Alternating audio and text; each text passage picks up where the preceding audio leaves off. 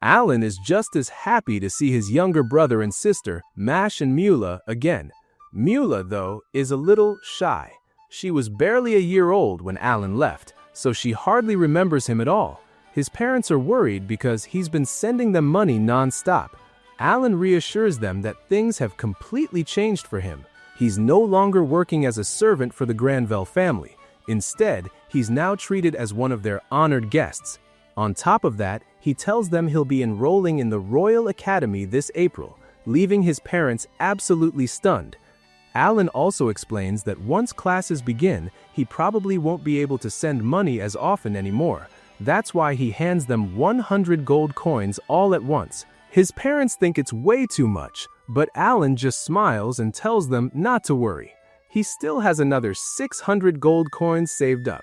After spending the day with his family, it's finally time to leave again.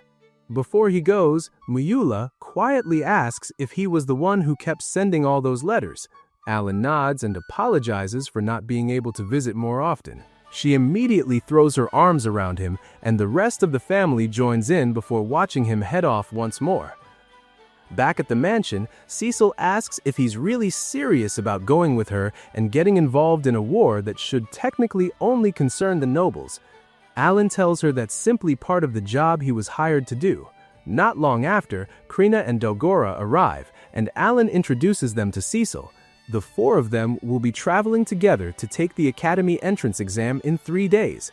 Krina is completely confident she'll crush it, at least the combat part. The written exam, yeah, she hasn't studied a single thing, and honestly, she couldn't care less. Even though everyone's in a pretty good mood, Cecil can't shake the feeling that Alan still isn't telling her everything about the upcoming war. Alan figures it's better to wait until the timing is right. 3 days later, the group heads to the Kingdom of Ratash's Royal Academy. Their trip includes a carriage ride, a ride aboard a freaking zeppelin, and finally a train before they reach their destination. Nearly 20,000 applicants have shown up for the entrance exam. Before anything else, everyone has to verify their gift by placing a hand on a crystal sphere. Dogora goes first and is revealed to possess the Axe User gift. Unfortunately, his stats have barely changed since he was 5 years old. Next is Cecil. The crystal shines brightly, revealing that she possesses the incredibly rare S-rank sorcerer gift. Then it's Krina's turn. The sphere glows even brighter, confirming that she has the Master Swordsman gift, although her stats also haven't improved much since childhood. Finally, Alan steps forward. The crystal erupts with an even brighter light than it did for Krina, but the result leaves everyone confused. His gift is Summoner, yet every single one of his abilities is ranked E. The examiner immediately declares him a failure. Cecil instantly loses it, arguing that the decision is completely ridiculous. Right then, an elf walks over and asks what's going on. She explains that rejecting Alan makes zero sense when he managed to defeat a murder gulch all by himself. That statement immediately catches the attention of both the elf and the blue-haired young man standing beside him. After inspecting Alan's attributes, they realize something definitely isn't adding up. The blue-haired man is Helmios, the legendary hero and humanity's greatest hope. Helmios examines Alan more carefully and manages to see the hidden stats that nobody else can detect. He discovers that Alan possesses magical power on par with an archmage, even though he still hasn't fully mastered how to use magic. Because of that, Helmios decides to let him continue with the exam under one condition. Alan has to demonstrate how his summoner gift works. Alan immediately shuts him down. No way in hell is he revealing one of his biggest trump cards just because some random dude asked nicely. Helmios introduces himself properly, but Alan pretends he has absolutely no clue who he is. Instead, he says that if Helmios can inspect his hidden stats, then it's only fair they trade information. Helmios agrees and places his hand on the crystal sphere. Alan discovers that Helmios possesses the hero gift and is an absolute monster when it comes to physical combat. Satisfied with the trade, Alan performs one of his smallest summons, making sure not to reveal what he's actually capable of. That ends up being enough for both him and his friends to receive permission to take the entrance exam. The entire group passes the written test and officially becomes students at the academy. Later, Alan suggests they stop by the Adventurers Guild to register as adventurers. While preparing their paperwork, one of the staff members explains how the city's dungeons work. They're divided into A, B, and C rank dungeons, with every final floor containing a boss that guards a treasure chest with a chance of dropping insanely rare loot. After that, everyone receives their adventurer card and officially starts at E rank. The four of them form a party and decide to call themselves no-life gamers. Alan remembers that, in his previous life, work never gave him enough free time to really enjoy gaming. This time, though, he's planning to grind all the way to the top. After renting a pretty spacious house where they can all live together, Alan finally reveals his real goal after graduating from the academy. He plans to defeat the Demon King and fight in the war. He also explains that both he and Cecil will eventually set out to challenge the Demon King themselves. Cecil is completely caught off guard, since she'd only known part of that plan. Krina, on the other hand, is instantly hyped and decides to join without a second thought. Dogora hesitates for a bit but eventually agrees after realizing that if they actually defeat the Demon King, they'll go down in history as true heroes. The moment everyone officially joins the party, Alan's mysterious grimoire suddenly appears floating in front of them. For the first time ever, his friends can actually see it. Until now, it had been completely invisible to everyone except Alan. Seeing the perfect opportunity, Alan reveals another one of his secrets. His leveling speed is 100 times slower than a normal person's. Because of that, he needs a ridiculous amount of magic stones to complete his evolution trials. That's also why he's searching for a magic regeneration ring, an item that might be hidden somewhere inside one of the dungeons. Eventually, the first day of classes arrives. Their homeroom instructor is Karlova, a master from the Adventurers Guild who possesses the Master Swordsman gift. The academy follows a 4 days on, 2 days off schedule, and each student's afternoon classes depend on their individual gift. Since there aren't any specialized classes for summoners, Alan is allowed to treat those periods as free time. Even so, he plans to sit in on different classes every now and then just to learn as much as possible. On their first day off, the four friends decide to challenge one of the city's dungeons. From the outside, it looks like a completely ordinary building. Inside, though, they're greeted by a talking Rubik's Cube that welcomes them to a C-rank dungeon. The cube explains that every party is transported into its own separate dimension while exploring, meaning they'll never run into another group inside.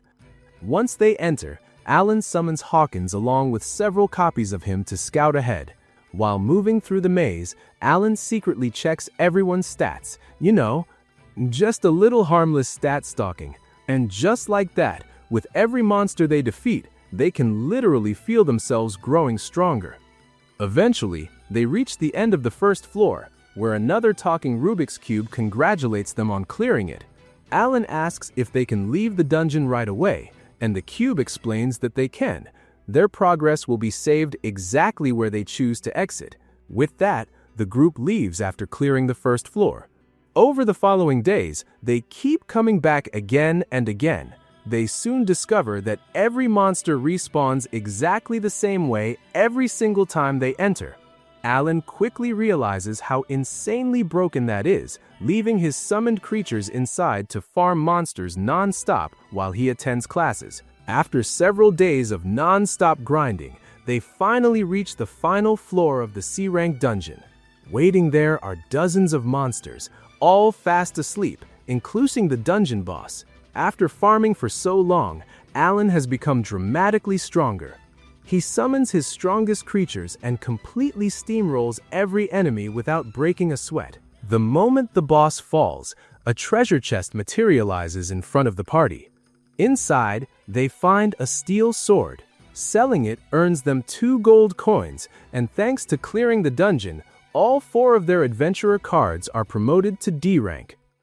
At the academy, their instructor announces that in 3 months every student will have to clear a dungeon in teams of up to 8 people. Alan's group realizes they're only missing one role, a healer. They spend a while trying to recruit someone, but nobody seems interested. Eventually, a young cleric named Keel volunteers to join them. Afterward, Alan invites Keel out for a meal and learns that he comes from a poor family. Keel is honestly shocked by how much money adventurers can make just by clearing dungeons. During his very first expedition, Keel completely freezes once the fighting starts. The nerves hit him hard. Alan immediately steps in to protect him while the rest of the party deals with the monsters. Then, as soon as one of his teammates gets injured, Keel finally gets a chance to shine, revealing that he's actually an incredibly talented healer. By the end of the run, the party discovers a silver treasure chest containing a mithril shield. After leaving the dungeon, they sell it for 15 gold coins and split the reward evenly between everyone. A month later, Alan finally collects 60 cards inside his grimoire, unlocking a brand new ability called Awaken. The skill grants him access to even more summons. By combining two of them, he creates an entirely new spiritual being that he names Maria, a spirit capable of entering people's dreams and giving them terrifying nightmares. He also uses Awaken on Denka, allowing his summon to duplicate itself and multiply its numbers. Another month flies by.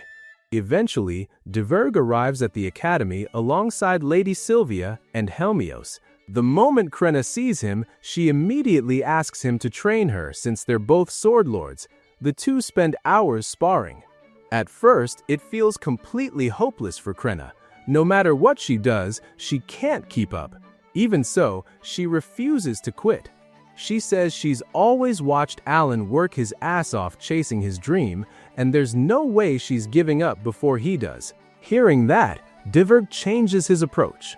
Instead of teaching her dozens of techniques, he tells her to focus entirely on mastering a single ability. It works. Right before collapsing from pure exhaustion, Krina awakens a brand new skill. Even Diverg looks impressed. He says he already knew Krina was the type of student who learned best through real combat, but even he never expected her to unlock a completely new technique in just one day. Later on, Alan introduces all of his new summons to the group so they can clear dungeons way faster. After one successful run, he suggests celebrating Keel officially joining the team. But Keel quietly turns him down. His family is going through serious financial problems, and he says it doesn't feel right enjoying a nice meal while they're struggling just to eat. Alan immediately comes up with a solution. He offers Keel's family both jobs and a place to stay. His house could use someone to help with cleaning anyway. Keel gratefully accepts. That's when everyone meets Keel's little sister, Nina. They soon discover that the two siblings actually come from a once powerful noble family that completely fell from grace. Keel blames the Granvelle family for everything. The moment he learns Cecil is a Granvelle, he instantly fills with hatred, but Cecil calmly tells him the full story. According to her, Keel's father attempted to kidnap members of the Granvelle family and seize their territory by force. Because of those crimes, the king personally punished him. She even tells Keel that if he doesn't believe her, he can go straight to the royal castle and ask to see the official records himself. The truth absolutely crushes him. Realizing his father was the one in the wrong, Keel vows to restore his family's honor with his own hands. Seeing his determination, Alan invites him to fight alongside the team against the Demon Lord, the one responsible for controlling the monsters and fueling the war spreading across the continent. Moved by everyone's support and determined to make up for his family's past, Keel officially accepts. And just like that, he becomes a true member of Alan's party. The next day, all the misunderstandings are finally cleared up, and the atmosphere within the party improves a lot. Even so, Alan can't stop thinking about what the royal envoy told Keel, that after serving in the war for several years, he could supposedly restore his family's noble title. Something about the whole thing feels sketchy as hell, but Alan decides to put those doubts aside for now and focus on their next mission. The party enters a rank B dungeon with 12 floors. At first glance, it doesn't look much different from a rank C dungeon, but Alan immediately tells everyone to drink an antidote before moving forward, already expecting poison traps or hidden hazards. Using his summons, he quickly maps out the entire dungeon. On the fourth floor, they come across a suspicious treasure chest. Instead of opening it himself, Alan sends Maria to investigate. Turns out, the chest is actually a mimic. Maria casually destroys it with her psychic abilities, and the party is rewarded with a mithril spear worth around 50 gold coins. Not long afterward, Dogora successfully uses a mana-powered combat skill for the very first time, proving just how much stronger he's become. After several more days of exploring, the group finally reaches the last floor. Waiting for them is a gigantic boar boss. Preparing for the fight, Alan checks everyone's stats and can't help feeling a little frustrated. His teammates are already getting dangerously close to catching up to his level. Thanks to Hell Mode, he needs a ridiculous amount of experience just to level up, making every bit of progress feel like an endless grind. Still, the party's teamwork is almost perfect. After a well-coordinated battle, Krina lands the finishing blow and takes down the boss. Inside the silver treasure chest, they discover an incredibly valuable pair of gauntlets.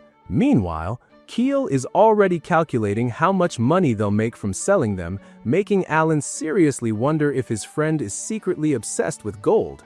Over the next month, the party farms an insane amount of magic stones and cash. Alan buys a wagon so the group can travel more comfortably, along with a magical clock that keeps track of time inside dungeons. When the Academy's 2-month vacation finally begins, Alan sends out Papo, his messenger pigeon summon that's capable of speaking with his voice, to visit his hometown. Through Papo, he catches up with his family and learns that his father has been appointed as the supervisor of a mining operation. Because of that promotion, the whole family will most likely be moving soon. Afterward, Papo flies to the Granville estate so Alan can speak with the Viscount about Keel's situation. The Viscount confirms that the king technically does have the authority to restore House Carnal's noble status. However, he suspects the entire offer is part of a much bigger scheme designed to exploit Keel's talent as a cleric. Apparently, plenty of nobles make promises like that just to send gifted young people to the front lines where they eventually become disposable tools for the kingdom. At that moment, Alan realizes the royal envoy most likely lied to Keel from the very beginning. Determined to protect his friend, Alan considers going straight to the king himself. The Viscount stops him, asking for a chance to investigate the matter personally so he can clear House Granville's name. As the days pass, the party continues conquering dungeon after dungeon until they officially reach rank B as adventurers. Before attempting a rank A dungeon, the guild receptionist warns them that those dungeons are on a completely different level, packed with deadly bosses and unknown traps that have claimed countless lives. After stocking up on proper equipment, they enter the massive labyrinth. 3 full days go by without finding the final floor. Then, in the middle of a fight, Dogora accidentally triggers a teleportation trap. In an instant, both he and Cecil are warped to an unknown part of the dungeon. Alan immediately creates multiple copies of Maria, gives each one healing items, and sends them off to search for the missing pair. Meanwhile, Dogora and Cecil are forced to fight endless waves of monsters, slowly burning through every last one of their supplies. Just when they're on the verge of dying, Maria finally reaches them and saves their lives using her psychic abilities. At the same time, Alan and the rest of the party continue searching for them, but the crisis isn't over yet. Dogora and Cecil have already come face to face with the dungeon's final boss. Alan and the rest of the party arrive just in time to save Dogora and Cecil, taking down the monster that had them completely cornered. After pushing deeper into the dungeon, they finally reach the last floor of the rank A dungeon, where an even nastier boss is waiting for them, a gigantic monster standing nearly 30 feet tall. Alan immediately reorganizes his summons into a brand new battle formation. The strategy sets off a massive chain of explosions that wipes out every orc king surrounding the boss, earning him a ridiculous amount of experience. The only problem is, the actual boss barely takes any damage. The monster slams Krina with a devastating attack, but she somehow tanks the hit, giving the rest of the party enough time to coordinate a full assault. Thanks to flawless teamwork, they eventually bring the giant down. Their rewards are stacked: an A-rank magic stone, a high-quality battle axe that goes to Dogora, and, most importantly, the Dungeon Cube grants them an official Rank A Conquest certificate, unlocking access to S-rank dungeons. Summer vacation passes by peacefully, and Alan officially turns 13. During the break, he spends his time helping other adventurers by giving them tips on clearing lower-ranked dungeons. He also keeps training with a sword alongside Riffle until one day the Academy's headmaster summons both him and Krenna. The headmaster, an elf who's somehow been alive for over 1,000 years, invites them to compete in the Academy's martial arts tournament. Magic is banned during the event, but combat skills are completely fair game. Alan doesn't even think twice before turning it down. As far as he's concerned, fighting in a tournament does absolutely nothing to help him get stronger, so he sees it as a complete waste of time. The day before the tournament, Viscount Granville arrives alongside Riffle and Zenith with some important news. After meeting directly with the king, the Viscount finally learns the truth about the Carnal family's future.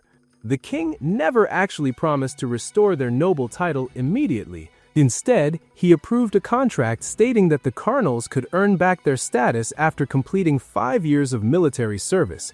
If they make major contributions during the war, that period could be shortened even further. The Hamilton family has already agreed to support the proposal. However, the investigation uncovers something even shadier. The royal envoy who manipulated Kiel had been acting under orders from Crown Prince Invel von Ratash. While there isn't enough evidence to accuse him outright, everyone realizes there's a real chance he'll simply ignore the agreement once he becomes king. Even knowing the risks, the Carnal family decides to sign the contract anyway. When the tournament begins, Krenna dominates her bracket and claims the championship without much trouble. Her reward is a match against the legendary sword lord, De Weerd. She shows just how much she's improved, but the skill gap is still absolutely insane. De Weerd overwhelms her so completely that she can't land a single hit before being defeated. Later, in the infirmary, Krenna finally breaks down in tears, crushed by frustration. Alan reminds her that losing to someone like De Weerd doesn't mean she's weak. It just proves how much room she still has to grow. The two of them renew their promise to keep training until they're on a completely different level. Not long afterward, a prince arrives to meet with Viscount Granville. Alan disguises himself as a servant so he can secretly listen in on the conversation. What he hears immediately raises every red flag imaginable. The prince is trying to convince the Viscount to tear up the Carnal family's contract. In exchange, he promises not to send the Viscount's daughter to the front lines. His real goal is obvious. He wants Kiel for himself, planning to make the talented cleric his own daughter's personal healer. Alan steps in before the deal can go any further. Revealing himself as the leader of Krina and Cecil's party, he proposes a different solution. Cecil will take the frontline mission instead. The offer completely ruins the prince's plan to pressure the Viscount into abandoning Kiel's contract. 3 months later, Alan's summoner skill finally reaches level 7. During another dungeon expedition, the party encounters a terrifying heavy dragon whose fire attacks are strong enough to one-shot almost anyone. The fight quickly turns into absolute chaos. Then, out of nowhere, Krenna enters an incredible state of total focus. Her strength, speed, and regeneration skyrocket to ridiculous levels, letting her go toe-to-toe with the dragon almost entirely on her own. Moments later, she brings the beast down, leaving the entire party standing there in complete disbelief after witnessing such an absolutely cracked display of power. Alan and the crew finally hit the highest level anyone can reach in this world, level 60. But according to Alan, that's just the tutorial ending. The real grind starts now. If they want to keep getting stronger, they'll have to fully master their extra skills and get their hands on way better gear. As the new school year begins, the Academy welcomes 3 exchange students, the elves Sophie and Volmar, along with the dwarf Meru. Sophie is the crown princess of the High Elves, Volmar is a gifted archer, and Meru is known for her incredible natural talent. The moment Sophie sees Alan, she instantly blushes, but Alan just assumes she's making fun of his black hair. Since Alan's party only has 5 members, their professor assigns the 3 newcomers to his group. Later, the Academy's headmaster privately asks Alan to look after Sophie, reminding him that, as the future queen of the elves, her safety matters far more than anyone else's at the Academy. That night, Alan splits everyone into 2 teams. He and Dogora will escort the new students through a rank B dungeon to help them level up, while the rest of the party continues farming rank A dungeons with the support of Alan's summons. During the expedition, Sophie is blown away by Alan's summoned creatures and proves she's an outstanding healer herself.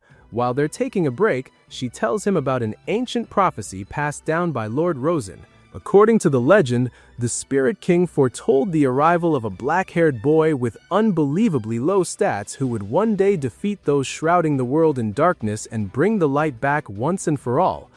Alan brushes the whole thing off, figuring it's just another old legend with zero evidence behind it. As the months go by, Sophie grows stronger and eventually becomes capable of summoning a powerful earth spirit once every day. Right before summer vacation, Alan and Krenna are called to meet the headmaster alongside the hero, Helmios. They're invited to compete in the Academy's martial arts tournament, but Alan immediately turns it down again since showing off his real strength would be a massive L. The headmaster tries to convince him by bringing up the prophecy, but Alan points out that flexing his abilities now would only attract the Demon King's army before he's actually ready. Then Helmios casually drops an incredibly valuable ring that Alan has been searching for forever. Using it as bait, he offers Alan a deal, beat him in the tournament, and the ring is his. That reward is way too good to pass up, so Alan finally accepts. He spends the next 2 months training like an absolute maniac, pushing his summoner class even further until he unlocks rank B summons. After turning 14, Alan returns to compete in the tournament and faces Krenna in the championship match. Krenna completely dominates the sword fight at first and even unleashes one of her strongest techniques, but Alan keeps one hidden trump card in reserve and uses it at the perfect moment. Krenna hesitates for just an instant after anticipating the attack she thinks he's about to use, and that tiny opening is all Alan needs to claim the victory. Right after that comes the long-awaited rematch between Krenna and Diverg. At first, it looks like history is repeating itself. Krenna still can't consciously activate her extra skill, and Diverg controls the fight with overwhelming experience. Then, in the middle of the battle, she unknowingly awakens her extra skill, causing her power to explode to an entirely different level. Even so, Diverg refuses to fold. He quietly whispers someone's name to himself, steals his resolve, and without a second of hesitation, unleashes his own extra skill straight at Krenna, turning the fight into an absolute banger. Before things get really ugly, Helmios steps in to stop Diverg from killing Krenna. Realizing he completely lost his cool against a literal teenager, Diverg calls the fight off and admits defeat. He declares Krenna the winner and even gives her his sword as a reward. The next match begins, and Alan notices that Helmios is wearing the most powerful armor in the entire world, made from legendary Oracoum. The hero earned his title when he was only 15, and now, at 24, he's still humanity's greatest hope against the Demon King. Alan, however, couldn't care less about any of that. He just wants to beat Helmios and get the ring he promised him. The battle begins, and Helmios attacks at an insane speed. Alan manages to block his strikes thanks to the passive abilities of his summons, which massively boost his physical abilities without Helmios even realizing it. Even so, Helmios is still clearly stronger and isn't even fighting seriously yet. Alan starts bringing out new summons, including a powerful dragon that actually manages to catch Helmios off guard. Alan then orders the dragon to unleash a massive fireball. The attack causes a huge explosion, but Helmios simply heals himself with magic and keeps going. Alan continues putting pressure on him with a barrage of attacks from multiple summons, forcing Helmios to fight them while also trying to reach Alan himself. Eventually, Helmios decides he's done holding back and unleashes his 6th offensive skill, Phoenix Sword, completely destroying 2 of Alan's summons. Alan immediately summons a heavily armored knight carrying a massive shield and activates a reflection skill, sending Helmios' own attack straight back at him and dealing devastating damage. Helmios is stunned. He finally starts to believe that the prophecy of the Spirit Sovereign might actually be real. For years, Helmios had fought against the Demon King's army without ever finding a reason to believe things would get better. He had watched countless comrades die while carrying the burden of being humanity's hero. He had even received a mysterious ring accompanied by a prophecy saying that one day he would meet someone capable of giving him hope again, and now Helmios believes Alan might be that person. Alan, meanwhile, couldn't care less about prophecies or any of that bullshit. He just wants the damn ring. Helmios then unleashes his final attack, Holy Sword. The attack destroys Alan's weapon and every single one of his summons, while also severing both of his arms. Alan immediately regenerates them and refuses to surrender. After realizing just how much despair Helmios has carried on his shoulders for years, Alan tells him that even if despair comes back after he defeats him, he'll simply find another way to overcome it. Helmios asks him who he really is. Alan responds that if the Demon King calls himself the Demon King of the End, then he will become Alan, the Summoner of the Beginning. Satisfied with his answer, Helmios finally gives Alan the ring. Since Alan has gotten exactly what he wanted, he decides to surrender rather than keep fighting for no reason. A week later, the winners of the tournament are officially recognized. In front of the prince, Alan makes it perfectly clear that he will protect the Granville family if anyone tries to target them. Months later, King Ratash dies, leaving Invel as the new heir to the throne. Thanks to Alan's warning, however, no one has dared cause any trouble for the Granville family during that time. Eventually, Alan and his friends receive a royal order to participate in the war. At the same time, Sophie, Volmar, and Meruru are forced to return to their homeland. Rosenheim is being invaded by 3 million monsters, and its capital has already fallen. Even worse, the Demon King now has an army of 10 million soldiers at his disposal. Alan suspects the Demon King's army is deliberately waiting for the healers to leave the central continent before launching a full-scale attack on Rosenheim and wiping it off the map. Because of this, Alan decides that protecting Rosenheim has to be their top priority right now. Alan explains that based on the Demon King's strategy, his army needs time to prepare and can't conquer every territory all at once. Because of that, Alan believes their invasion will happen in this order: Rosenheim, the Central Empire, and finally Baucis. He also suspects that pulling the Central Empire's support troops out of the war could destroy the alliance between the 5 continents, which is probably exactly what the Demon King wants. If the continents turn against each other, they'll be way easier to conquer. That's why Alan insists that, regardless of race, everyone needs to focus on saving Rosenheim first.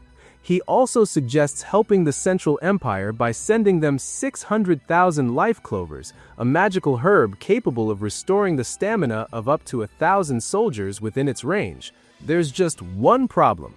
Alan lies to the Academy director and claims the elixir comes from Elven territory. Sophie backs him up, saying that sending the life clovers to the Central Empire is supposedly the elves' way of apologizing for withdrawing their troops.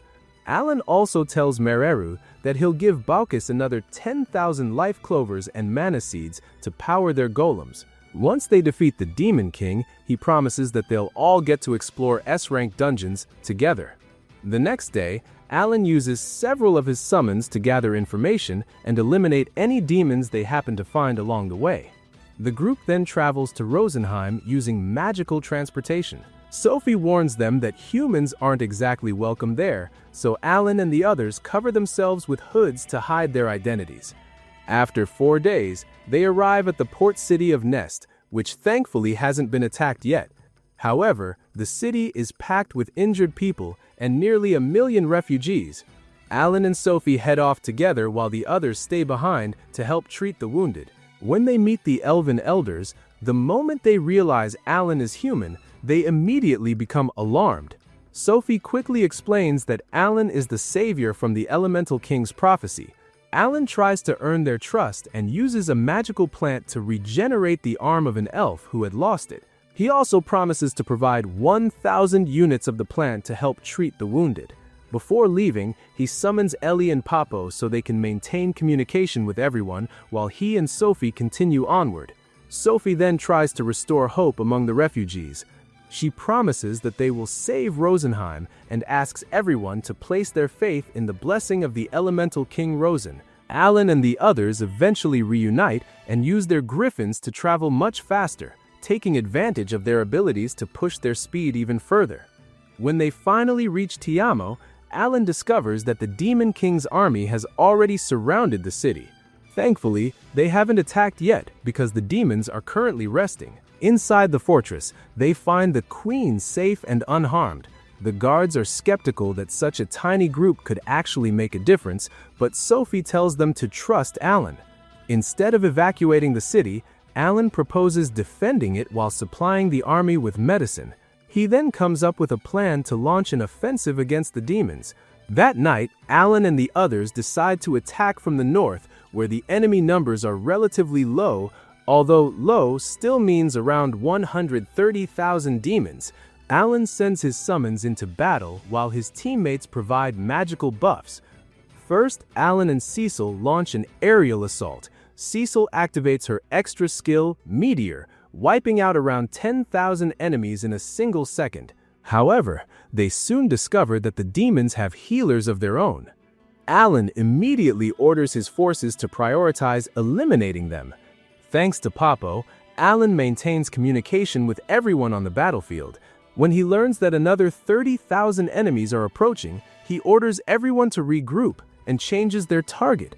Their new destination is the south, where another 50,000 monsters are waiting. Alan's group scores a huge victory by taking down around 40,000 monsters in a single night.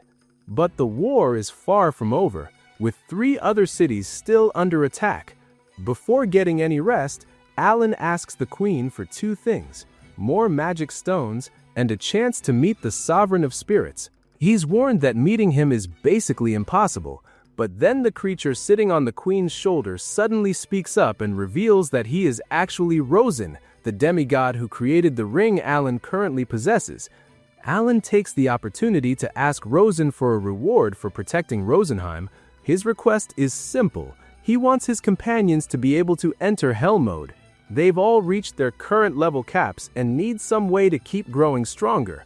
Rosen contacts Elmia, the god of creation, telepathically, but discovers that changing his companions' difficulty settings isn't possible. So Alan comes up with another solution: increase the rank of their classes, allowing them to evolve into stronger versions. For example, a regular swordsman could eventually become a sword master. Rosen explains that doing this would come at a massive cost. Alan would have to sacrifice part of his own lifespan to make the exchange fair. But Alan offers another option. He can trade away all of his accumulated experience instead. That would basically reset him back to level 1, but he would keep every skill he had already learned. Rosen accepts the deal and raises the class rank of everyone present. Meraru is the only one left out since she isn't there. Rosen also uses his power to grant Alan's sister a star, allowing her to finally obtain a class of her own. The next day, Alan's companions demand answers about what he discussed with the demigod. Alan finally decides it's time to tell them the truth. He reveals that he came from another world, that he was chosen as a summoner after arriving in this one, and that Elmia was the one who allowed him to reincarnate. Meanwhile, the war continues. Alan's summons give the elven soldiers a massive advantage thanks to the powerful buffs they provide. He even uses a summon capable of multiplying itself up to 3,000 times, allowing him to farm enormous amounts of magic stones by wiping out countless enemies. Despite their major victories, the elves still suffer around 3,000 casualties. However, Keel unlocks a new ability that allows him to revive one person once per day. Alan considers the skill insanely valuable, although Keel himself thinks it's nothing special. Later, the soldiers report that they've collected around 7,000 monster corpses, giving them an even larger supply of magic stones. For the next 2 days, things seem to be going pretty well. Then Alan's summons notice something strange. The demon army suddenly abandons 4 strongholds and begins gathering its forces in the north. Alan decides to investigate personally and discovers that the demons aren't retreating at all. They're regrouping. Around 1 million demons have gathered there, and their true target is Tiamo. Alan immediately realizes how bad the situation is and asks the elves to combine their forces to hold the line. But there's still another problem.